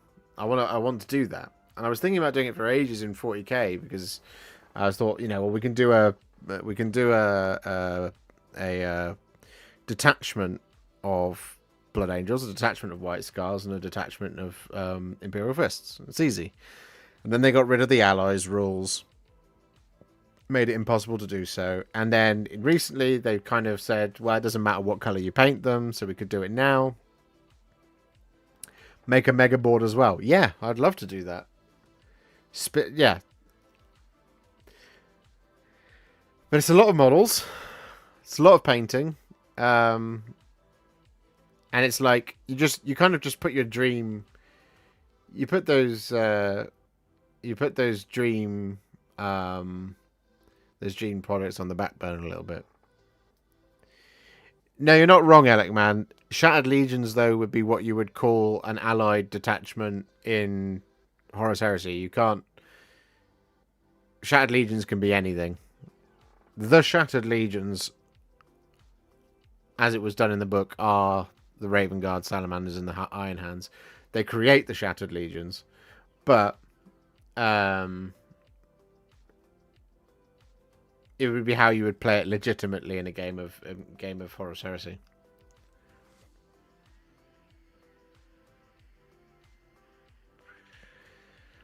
Sounds like a great all-day battle with 2 to 3 people on each side. Yeah, exactly. And I also want to use my Legio Solaria Warhound Titan for something. I want to use it in a game where it's not crap. It's so bad in 10th edition.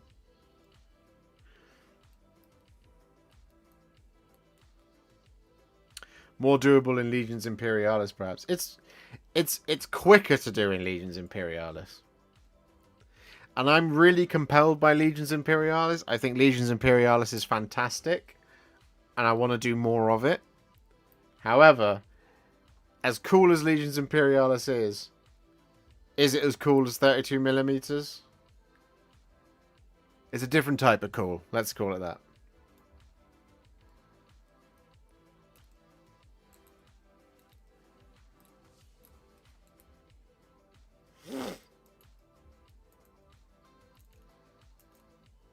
Sylvester Terra, thank you for being a member for 2 months. You're doing a great job. Keep it up. Your content. I will do so. Always. Eternally. Forever.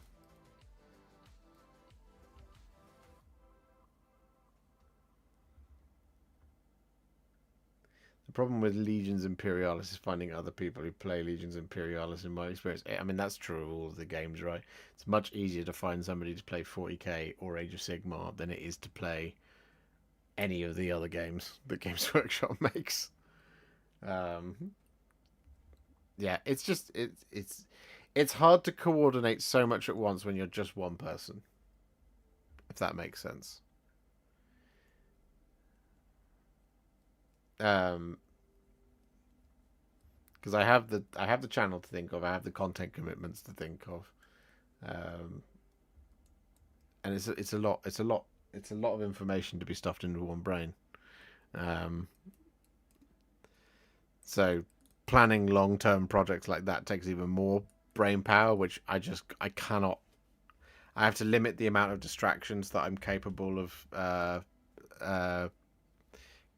tolerating, because if I have too many distractions, I end up static, and if I end up static, I end up don't doing anything, and if I don't do anything, I then get stressed, and if I get stressed, I get sad, and then I get paralyzed, and then it becomes too much, and then I get really sad.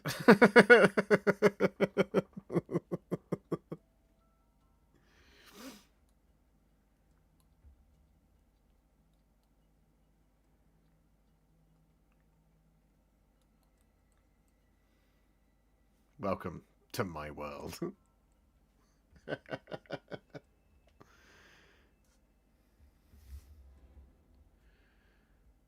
it's a bit of paint.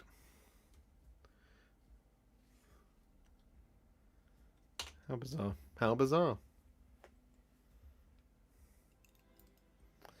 Yeah, let's end the poll after 155 votes. Inquisitor Ostromandius wins out 58% of the vote. Yeah.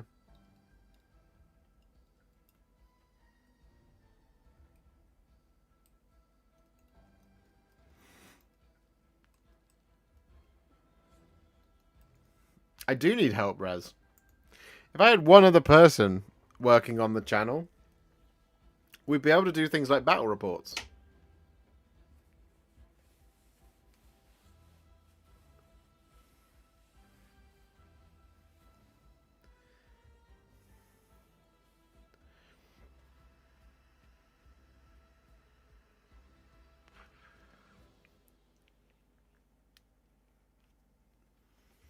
But at the moment, I don't have anyone to do battle reports with.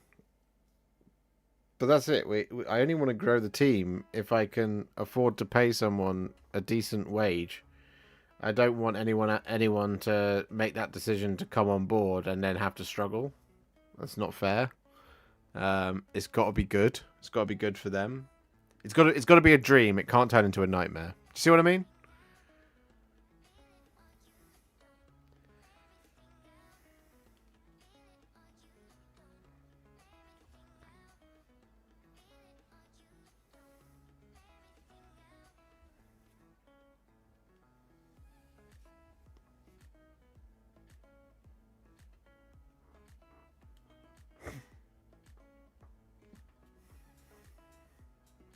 Hello, random salutation.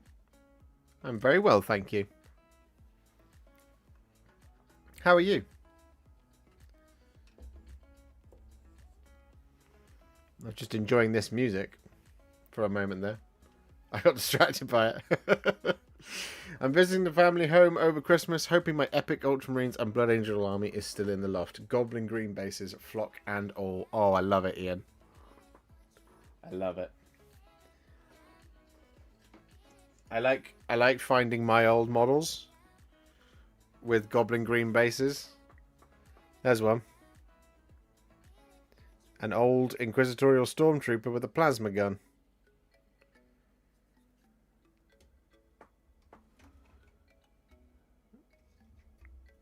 And there's another one.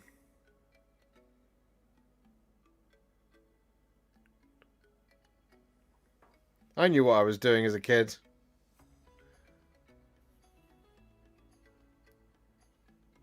What surprises me is how smooth I managed to get those goblin green bases as a child.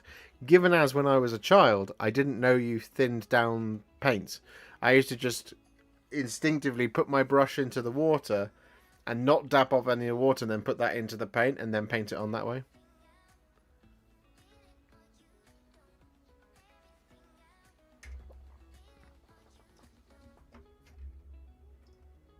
There's another example of this one hasn't been based, but there you go. There's an Inquisitor Cortez. Cotiaz.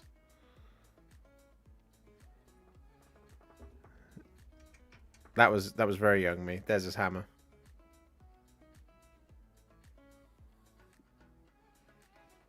It's a pretty cool hammer.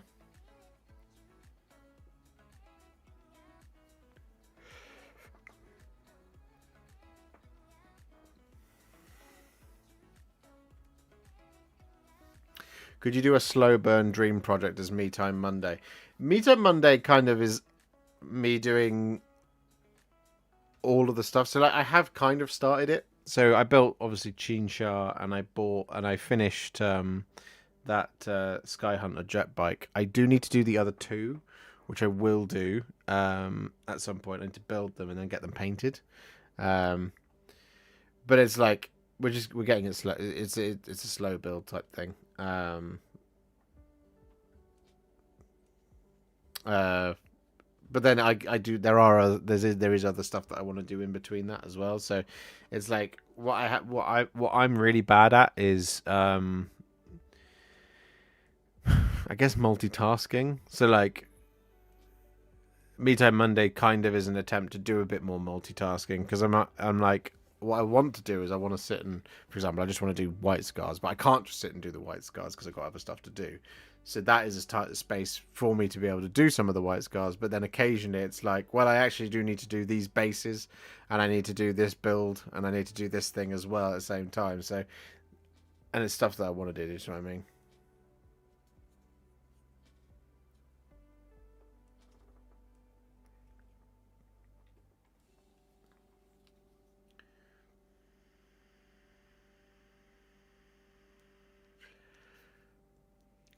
No, I haven't got to them yet, Forge Father. I will do. Just not yet. Eventually we'll get to it. The new edition of Bolt Action isn't far away now, so maybe we'll try and get something done for then. Depends on what else is happening.